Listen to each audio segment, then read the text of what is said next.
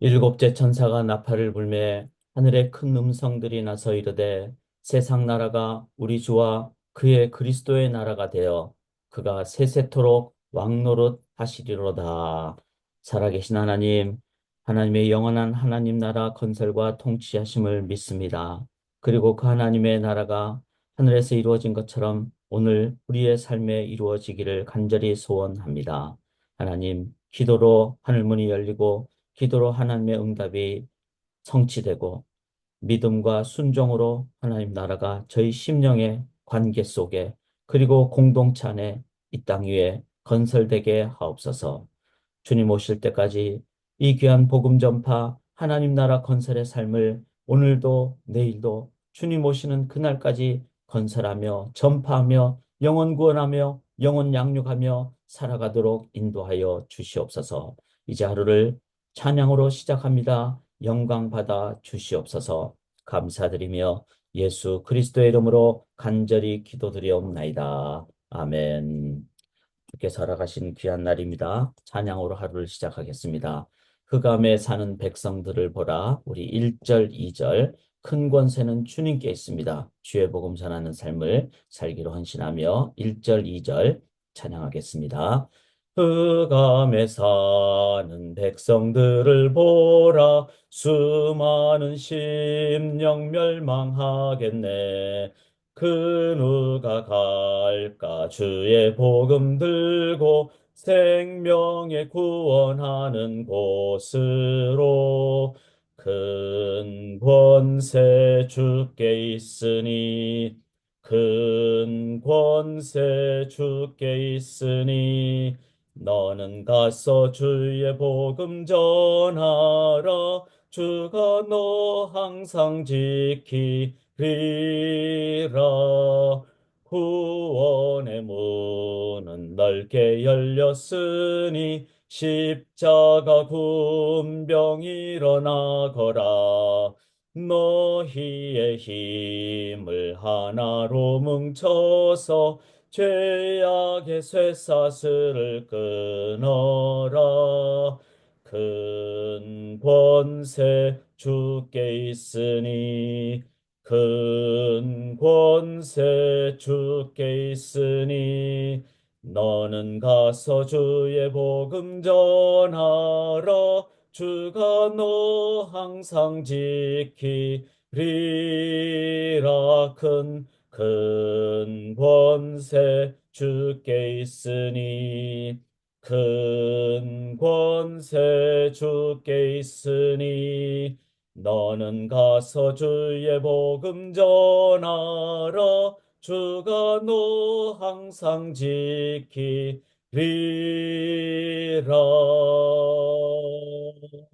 아멘.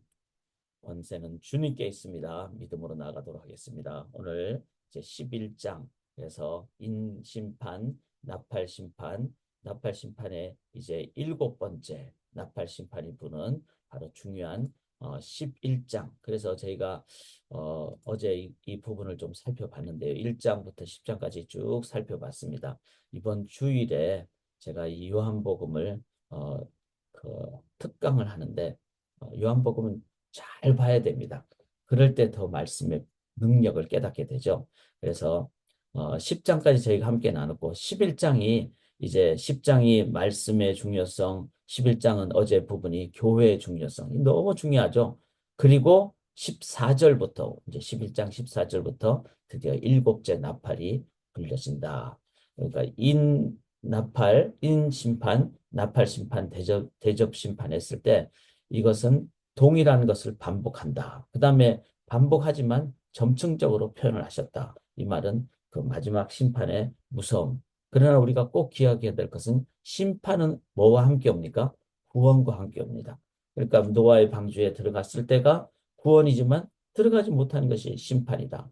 이렇게 했을 때 우리는 나팔 심판을 특별히 일곱째 나팔은 이제 강력한 그 재앙의 어떤 심판의 모습을 얘기하는데 구원받은 백성에게는 하나님의 인침을 받은 백성에게는 오히려 이 날이 기대의 날, 감격의 날.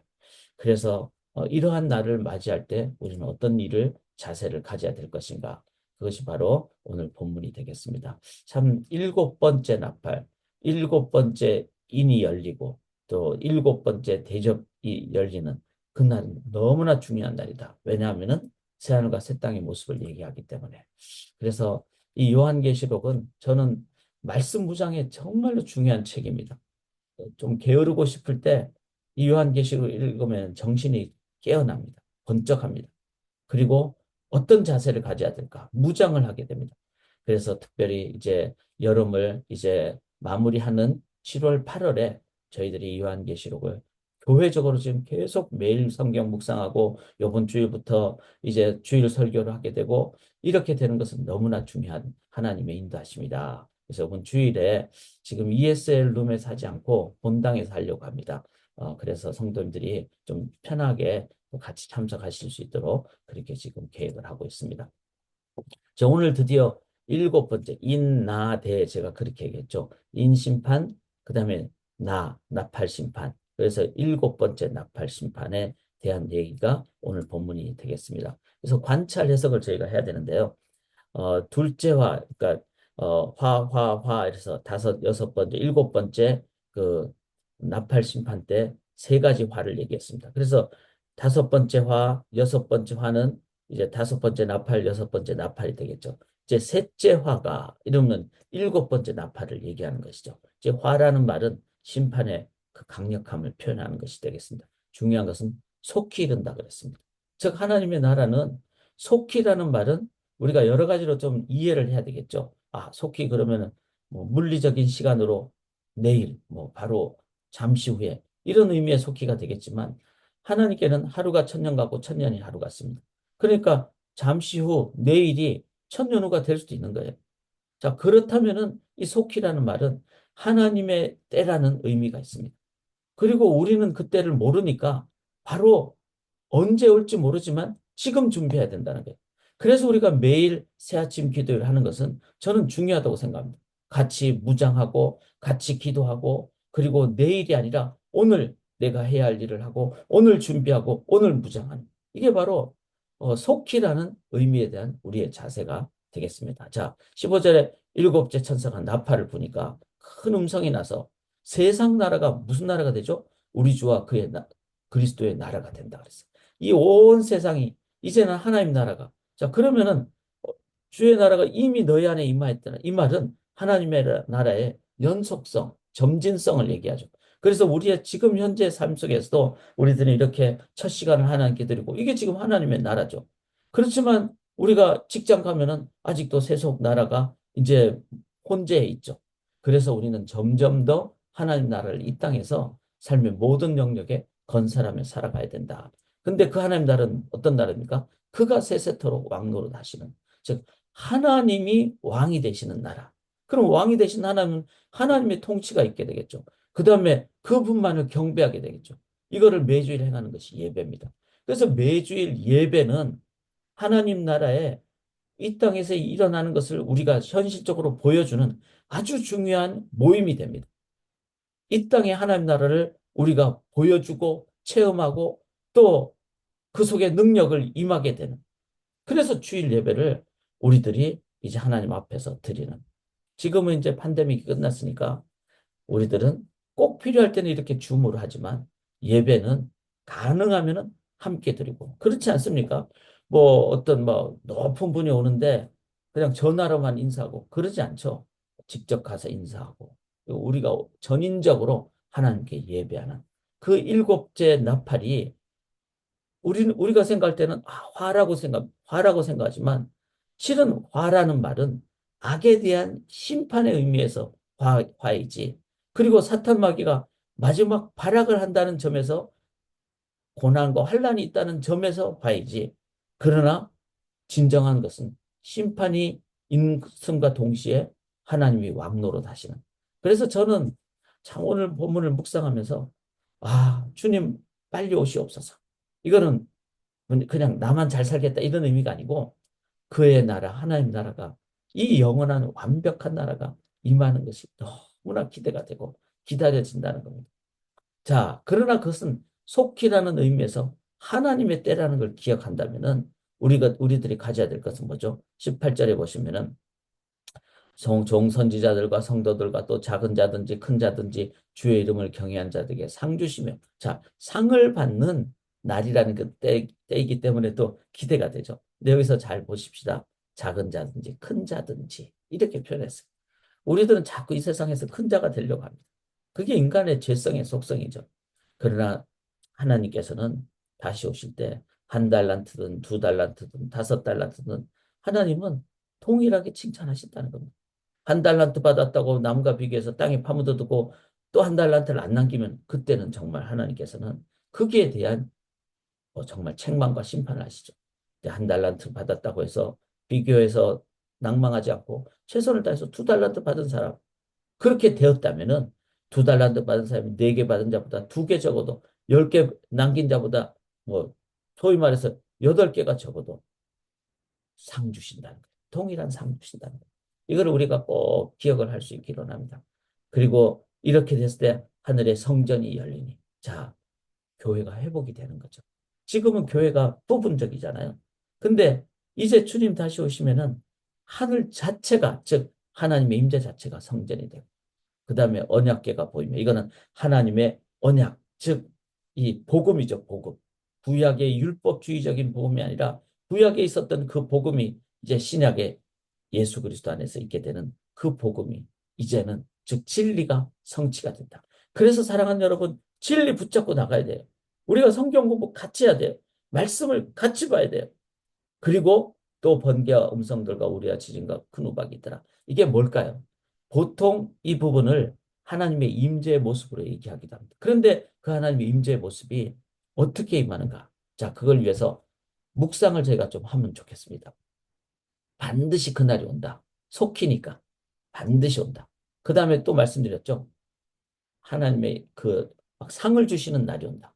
그러나 또한 멸망시킬 때로서이다. 18절에. 그러니까 상과 벌이 동시에 임한다. 그러면 우리가 가져야 될 묵상의 아주 최종적인 건 뭘까요? 실천인데 복음을 전파해야 되겠죠. 근데 그 복음 전파는 하나님 나라 복음 전파입니다. 너가 예수 믿으면 너 구원받고 이제 죽지 않고 천국 가. 이거는 복음의 작은 부분입니다. 너 복음 받으면은 너는 물질 면에서 자유함을 누리게 돼. 그리고 사람 관계에서도 억눌리지 않게 돼. 그리고 nothing to prove. 너는 막 이 세상의 결과의 종로로 타지 않아. 하나님의 자녀로서 자유함을 갖게 돼.